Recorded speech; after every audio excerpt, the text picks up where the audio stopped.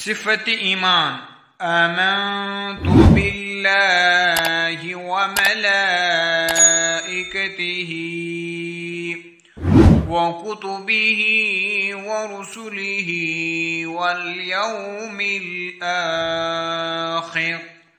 واليوم الآخر والقدر خيره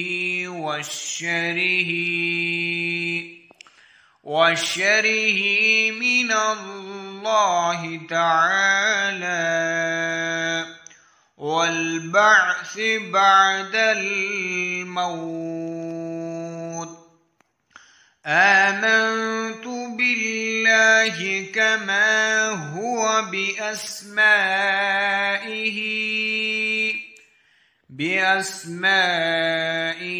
وصفاته